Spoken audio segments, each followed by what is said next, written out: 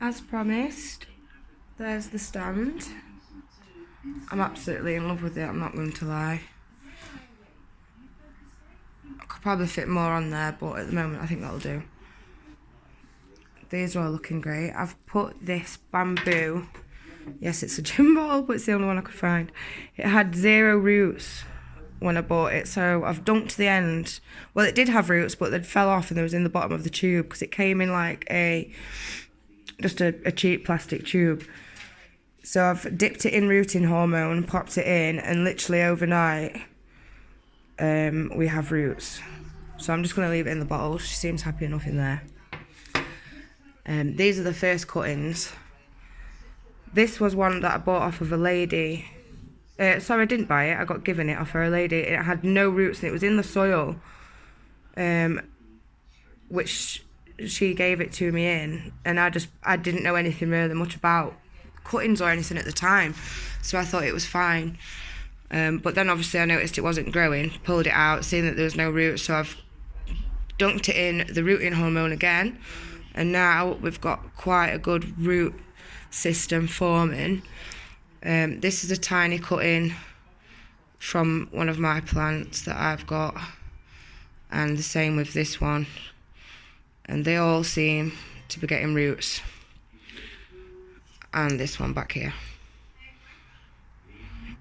So that is my first attempt at any kind of cutting. I was told that these are obviously the inch plants are the easiest. That's a little pup off of what I bought as an astroloba, and I did see a video on here by a lady, and she has one as well from Lidl. It was sold under astroloba label, but it is actually a black gem, a cross between it's called an Alworthia, and it's a cross between a Haworthia and an aloe, apparently. And these are what I've taken. Can't see very well because of the sun. They're what I've taken my cuttings from, my inch plants. I'm not going to use any other names other than inch plant. Yeah. Oh, and the fern. This was all brown, so I've cut back. Somebody said to cut back the brown as it will never go back.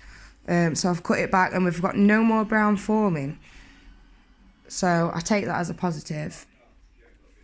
We've got new leaves coming on my monster baby. We had a damaged leaf here from the store, so I just cut off the damaged part, but it's still doing well. We've got 2 new leaves sprouting there.